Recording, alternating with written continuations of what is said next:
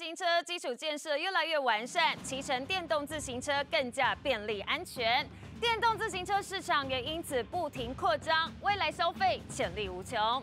而致力电辅车产业已经有8年多时间的黄志忠，从驱动电力的装置着手，要启动自行车的电辅装置，只要靠一颗公规的工具电池就能搞定。而且电辅车控制器的设计还能承载18伏特到40伏特，甚至是48伏特的高低电压，兼容性相当宽广。最新推出的电辅乘车，在后座设计了一个很像日本小学生书包的收纳盒，存放电池设备，相当精致、小巧可爱，已经接到来自日本当地的订单。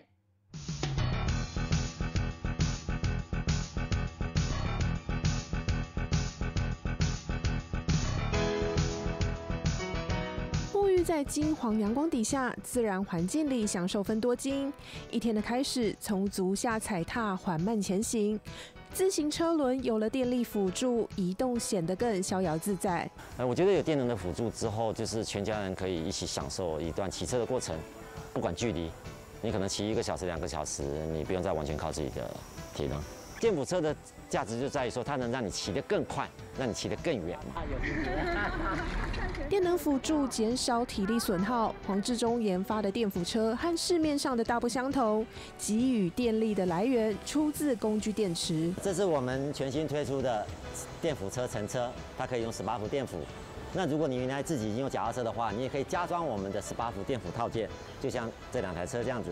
那个电池外露没关系吗？外露和中进去不会有问题？没有关系，都完全没有关系，只是可能因为防盗的问题，或是说下雨的问题，你可能你停车之后，你方便的把电池取走这样子，对，因为它一拔就下来了，哎呦，一拔就下来了。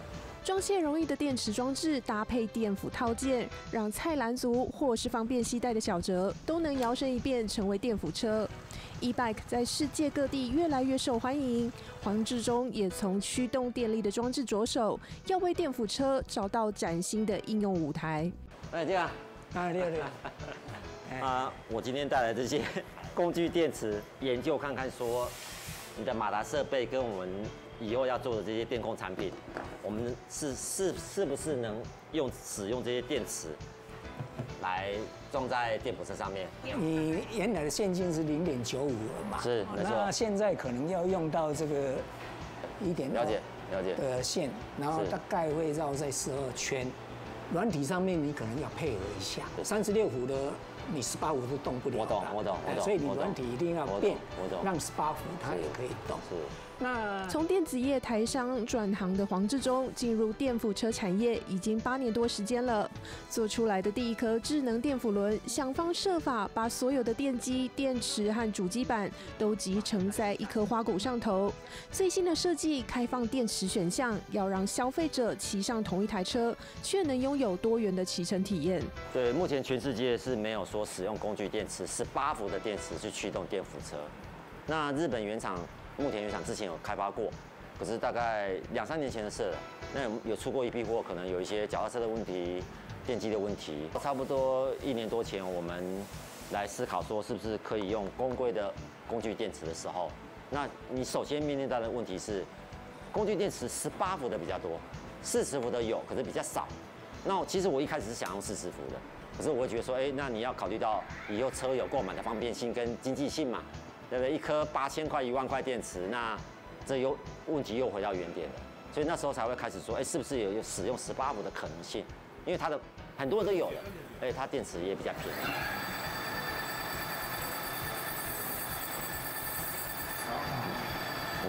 564。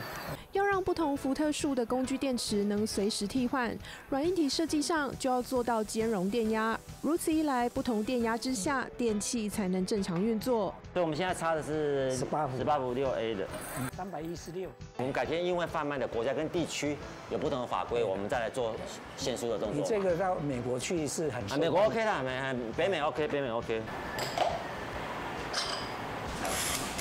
电机马达是电辅车的心脏，黄志忠找上拥有40多年经验的专业台厂合作，光是铜线粗细的选择、缠绕圈数，在都是美感。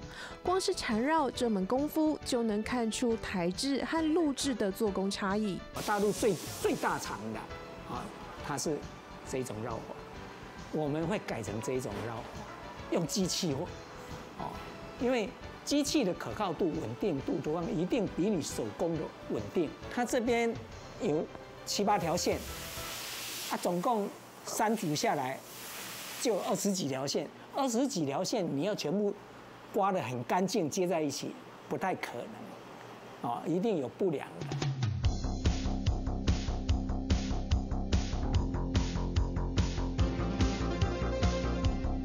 用机器缠绕，再粗的铜线也完美整齐排列。吃了一辈子马达饭的吴全顺说，陆制铜线毫无缝隙，而且杂乱；台湾制的保有一些空隙，更能耐温及散热。我们台厂的优势是在于我们的创新，跟我们的品质可靠度，跟我们适可的价钱。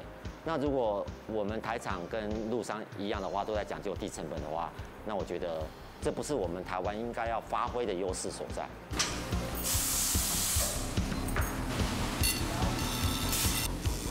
将一根根的辐条穿越花鼓，再连接到轮框上锁紧。正在进行编轮的这个动作，是车轮组制作很重要的环节。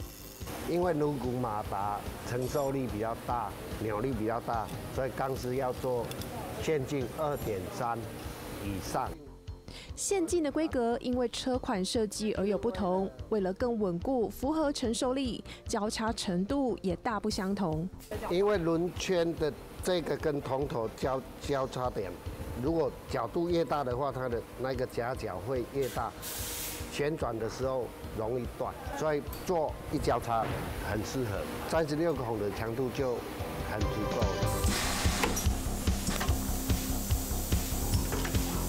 放到机台上，定位轮圈中心，透过周围4个4伏马达，依序锁紧36个孔洞。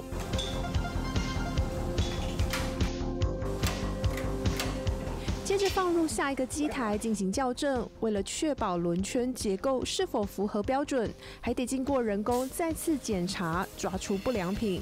老板最近那3台餐车试足的怎么样？应该无啥问题啦。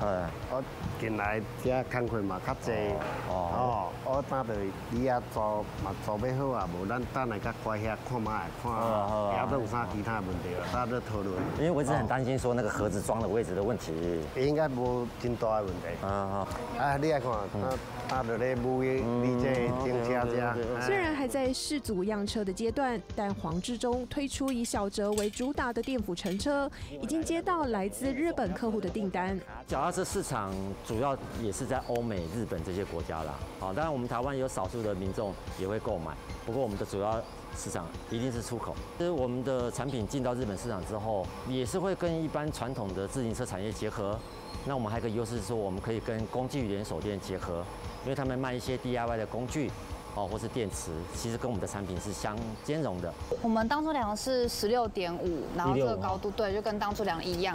现在也是165啊。对，仔细丈量尺寸，女儿黄珊用软体绘制为乘车设计了收纳电池的造型盒。我们想了很多种的外形跟图形，然后后来就想出了一个最适合装电池又可以装电池座的地方，然后就越看越像日本小学生的书包，所以我就想说以这个为主题来设计，用3D 列印的技术把设计具体化，然后也打造出了第一个实体样品。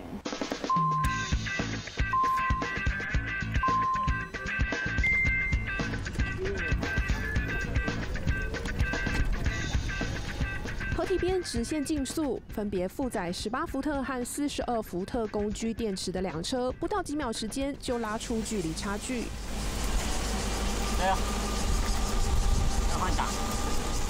从平地换到山路测试，研发产品的这些日子以来，黄志忠积极实测，他要用数据向消费者证明，哪怕是使用18伏特的电压，仍旧有足够续航力爬上坡道。正常会觉得说那个18伏的电压跟这个电池那么小一颗，它可能可以让你骑足够的距离，或是说上山路这样子。半年之中，我去了两次武岭，然后骑过阳金山劈，这些都是有名的自行车的比赛路线，那有它的难度。然后还骑了比较有名的新竹的渔岛大满贯，118公里。那这些就是向大家证明说，我们的18伏电伏，然后再加上我们的电机，它有什么样的表现。产品的实力靠双脚验证，有了电力和马达辅助，哪怕路途再高再远都没有极限。黄志忠致力于电动双轮的移动产业，要让台制电辅车接轨世界，迎向黄金时代。